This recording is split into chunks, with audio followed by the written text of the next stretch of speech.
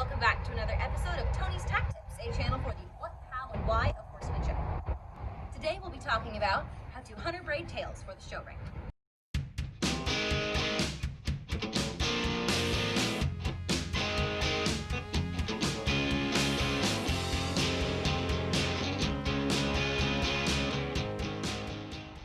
So let's go over what you're going to need. First, you're going to need a tail and a horse that is willing to let you braid it. Thank you, Keto. I appreciate it. Next, you're going to need yarn. 2 pieces of braiding yarn tied together with just a simple knot. This is the yarn we'll use to tie up the tail at the end, and usually you'll use yarn that's the same color as the horse's tail. In Keto's case, I'd be using black yarn, but I'm going to use white today so you can see it on the video. So next for braiding tails, you're going to need a pull through. Now, my standard pull through that I use for manes is a rug hook, but for tails, I actually like to use this easy pull through. I find it a bit cumbersome for manes, but for tails, it's really helpful because it's flat, so it can stick through the places I need it to stick through without picking up any of the wrong hairs. Finally, you're going to need quick braid or water and a sponge. And I like to keep all of my braiding materials on my nice braiding belt. You don't need to have a belt specifically made for braiding. This is the intro braider belt from Dover Saddlery.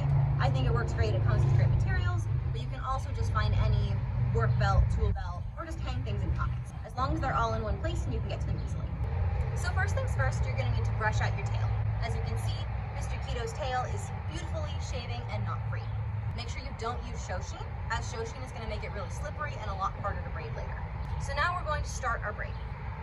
If you know how to French braid, that's really going to help here, but if you don't, that's okay. The idea is you take very small sections, braid down, and every time you cross over, you add a section until you get all the way down to the base of the tail. So first you're going to wet the tail. You can use water or quick braid. When I practice, I usually use water, but for shows, I always use quick braid because it just makes it a little bit more sticky, a little easier to grab. So you're going to spray up and down the tail, or if you have a horse that doesn't like spray bottles, you can spray into a sponge and just wet it that way. And it's most important that you get all the hairs on the edge of the tail, because this is what you'll actually be braiding with. Lots of quick braid at the top because it's hardest to braid at the top when the hairs are short. And same thing with water. The wetter it is, the easier this will be. So starting the braid is always the hardest part because the hairs at the top can be very thin and very short. And you want to make sure that you're getting the hair all the way from the edge, not just the hair in the middle. So every time when I pick a section, I wrap my fingers all the way around the bottom. That way I can make sure I'm getting all the edge hairs. Then make sure that those 2 sections are about the same size. Looks good. And you want them to be about half the width of your pinky. So we've got our outside sections. And I like to keep them separate by putting my pointer finger right in between. Then you're going to grab your middle section. So this is always the hardest section to work with because it's so short and usually pretty thin right at the base of the tail. You're going to want to make sure that it's right in the middle and that it's about the same thickness as these other 2 sections. Then you're going to start it like any normal braid. Cross the left over, cross the right over. And the most important things with tails is to pull it as tight as possible. Every chance you get, pull it tight. The second you start to lose any tension is when you lose the very foundation of the braid. Then you're going to cross it over the left again. So now that you've done that, you need to add your first section. So you're going to use your left hand, hook around the edge, and use those edge hairs to grab a section about the same width as the rest of them. Notice how I'm using the hairs on the edge here, not these hairs that are in the center. So your edge hairs, cross them over to that new middle section, add them in, and pull it tight. Same thing over here. Cross over, add a section of edge hairs to the section you just crossed over, and pull it tight. Now I'm using sections that are a little extra big to help you guys see what exactly I'm doing. But once you start doing show braids or braids for shows, you're going to want the sections to be as small as possible. So let's go over what fingers I use to do what when braiding a tail. So before I cross the section over on the left, this is the section I'm about to cross over, I have my pointer finger under the braid, my thumb right here holding the braid tight, and then the rest of the section held here in my fist, keeping tension on it. My thumb is what holds this middle section apart, and then my pointer finger separates the section I'm about to cross over. So now, using my left hand, I cross this over and then grab that in my middle finger. Notice how I keep that middle section separate from the other one. And then I'm gonna grab my new section. Same thing, I'm gonna use my left hand, cross it over, open that middle finger and add it to the section. Then I use my right hand to grab the new left section and pull it tight. There's the section I crossed over there. And then I'm just gonna switch. My pointer finger is gonna come under the braid, my thumb is gonna go right at that intersection, and my right hand is gonna come on this side to grab that new section that I'm about to cross over. So same thing on this side, just in reverse. I'm gonna use my right hand this time to cross the section over, pull it tight, my thumb here holding this tight, my pointer finger keeping this section separate, my thumb keeping the middle section separate. Using my right hand, grab a section, making sure it's using edge hairs and just on the outside. I use my pointer finger here to bring this other section and keep it separate from the middle section. And then add the new section I just pulled up to the middle. Then I'm gonna pull tight. And when I pull tight, I don't pull down, I like to pull up and out. And that helps anchor the braid. And then you're gonna keep doing that until you get to the base of the tail.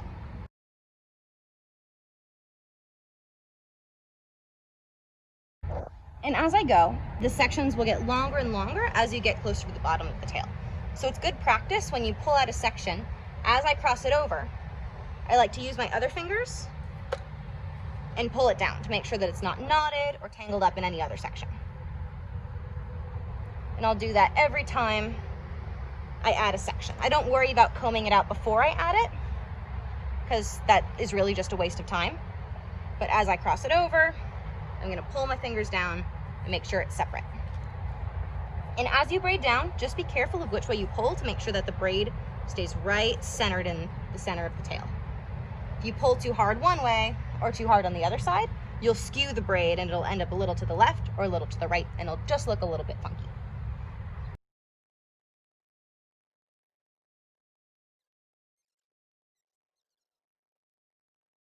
And as you get further into the tail, now it's time to start measuring where you take your sections out. Because if you just reach over and take a section right below each time, your sections are gonna start getting crowded. As you can kind of see here, they're sitting up next to each other, they're not quite even throughout. So you can tell I'm a little out of practice. So how you do that is when you notice your section starting to get crowded, instead of taking from right below the next section, add a couple millimeters and take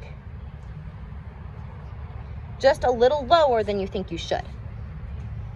So what that'll do is it'll create a little gap here and allow you to take a little bit more time between sections.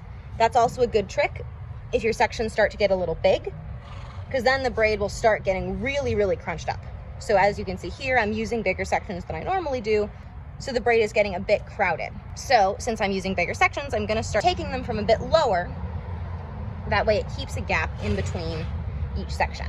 The other nice thing about doing that is then, if you have any stray wispies like this that aren't held in by quick braid, you can tuck them under the section. As you take your section, you can take any stray wispies like this and tuck them back into the main braid with your thumb. That way when you fold them over, you're actually folding the section of the braid over those little stray hairs so they can't stick out like they are up here. The other really important thing is to make sure that the size of your sections and the gap between your sections keep up with the size of the braid so that your sections sit nice and straight from the base in a straight line to the braid rather than leaning up or leaning down.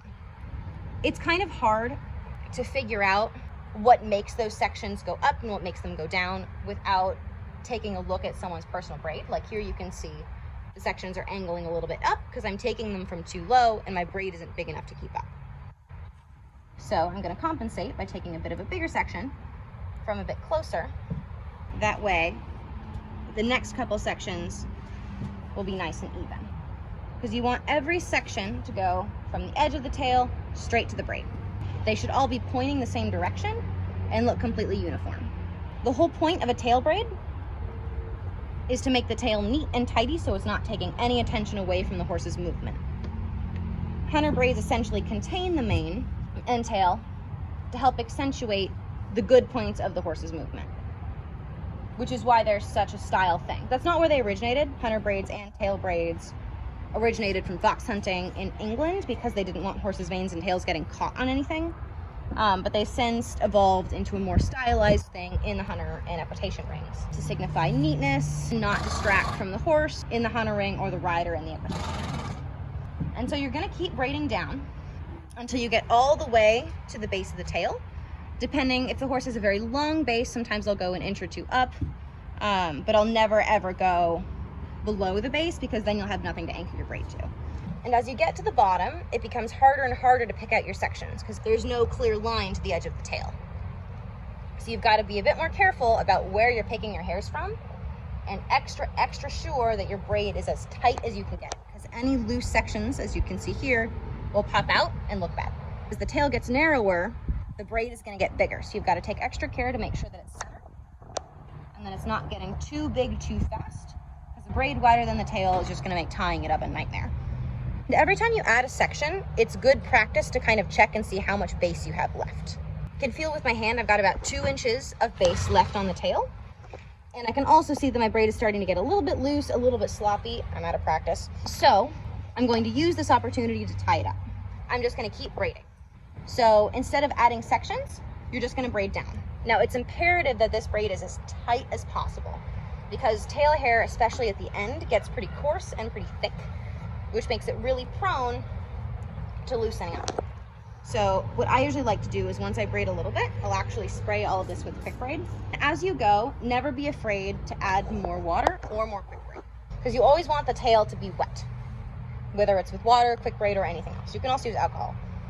So as you start braiding, you're gonna wrap the end of the braid around and check how long it is. And then I'm gonna wrap it around again, just to check the length.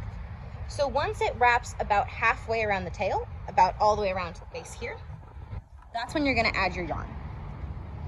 So if you remember, this good friend of ours, the one that's 2 braiding yarns tied together with a knot, you're gonna braid this in just like you would a main braid.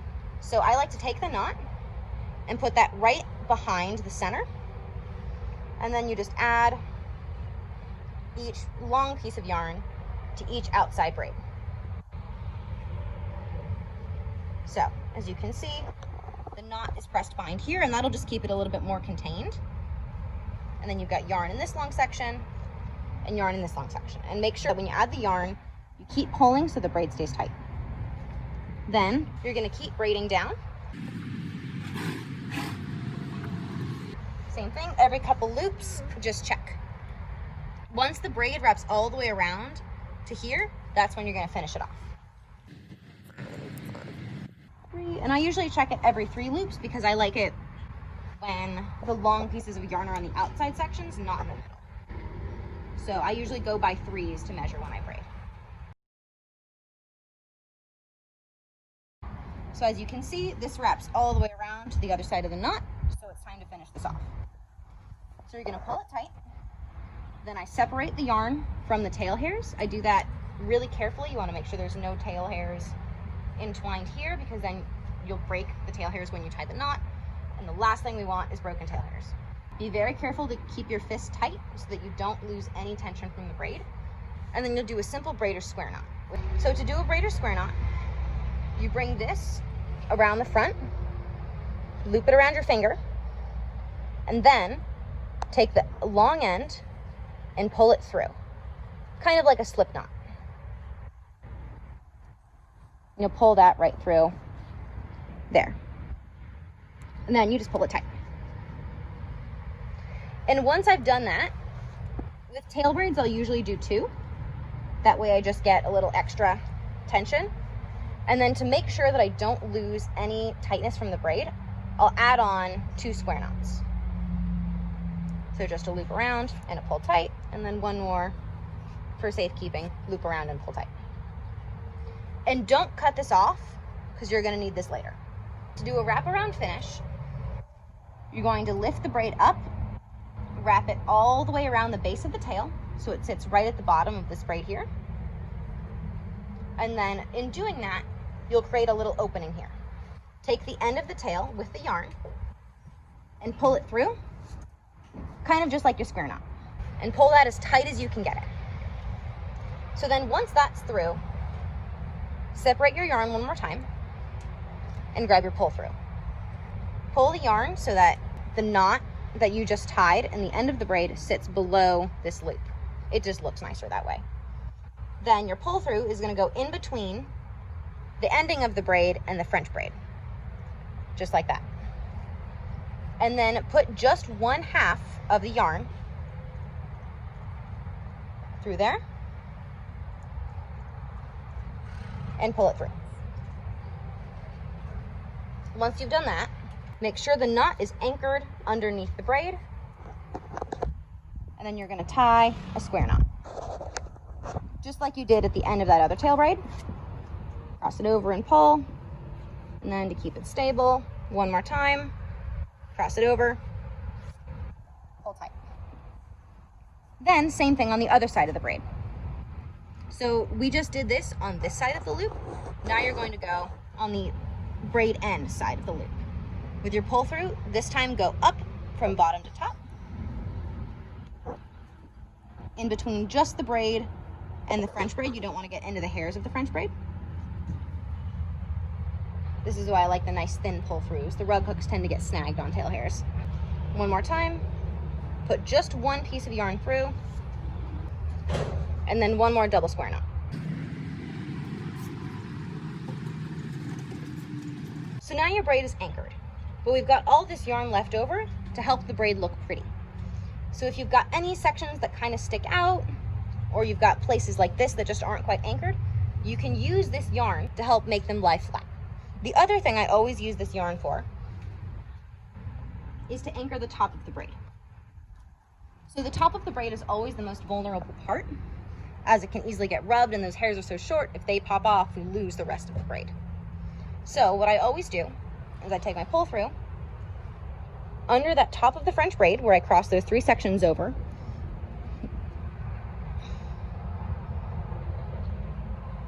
and I'll pull that so my yarn is under that braid, and then I'll just tie a double square knot.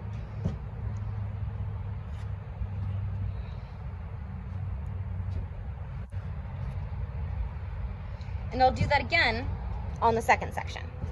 And I've gone down to as many as 6 sections before. That was on a particularly thin tail. For horses with really thick tails, you usually only need to do the first 1 or 2, sometimes 3. Then one more time, double square knot. And that's just for a little extra security. By knotting it here, it really anchors this section and this section. That way, there's less chance of it rubbing or becoming undone, which would then compromise the rest of the braid. So the other thing we can do is I let the braid get a little bit loose at the bottom so I could show you guys how to do this, is we want this to lie flat. It looks a little funky when it's sticking out like that. So what you can do is, using a small section of this yarn and your pull through, figure out where you need to anchor it in order for the hair to lie flat, and then stick your pull through the hairs under the French braid to anchor it, and then up around to the other side of that loop. And then just like we did at the top, pull through that piece so it's through the hairs on the base and around the hairs that are sticking up. Then tie another double square knot, trying not to get any wispies involved. But before you tighten this knot, pull down this section so it lies flat with the rest of the tail braid. Then pull it tight. And then do another square knot on top for security. But that'll just make this section lie a lot flatter and look a lot neater. The final thing you need to do on a wraparound braid, the end of the French braid that you tied up kind of sticks out awkwardly. So what you can do, take a pretty long section of yarn and wrap it all the way around the base of the tail. Then do a double square knot right over the section that's sticking out. And as you pull it tight, it'll pull in that section to the rest of the tail to make that section look like it's uniform with the rest of the tail. Then, finally, time for your scissors. Cut off any extra yarn tails that are sticking out from the braid. And again, normally you'll use yarn that's the same color as the horse's tail, so it won't be as obvious that there's yarn everywhere. And then if you've got a lot of wispies on the side, you can take some quick braid, spray it on the side there, and just fold them over into the tail or fold them down onto the dock. That way they don't stick out as much. I've had some people tell me that they just pull out wispies or cut them down. I don't like to do that because it takes a really long time for tail hairs to grow, especially on horses with thinner tails, and it's really not worth it for 5 minutes in the show ring. And voila, you have a braided tail. Thanks so much for tuning into this episode of Toni's Tack Tips. I hope you enjoyed learning about show braids. Stay tuned for a couple more episodes about training braids, mane braids, and other fun types of mane and tail braids. Be sure to follow me on Instagram at Toni's Tack Tips for more behind-the-scenes content and special tips. If you liked what you saw, be sure to hit that like button and subscribe so you don't miss any of my new content. Thanks so much for watching, and remember to always ask why. Bye for now.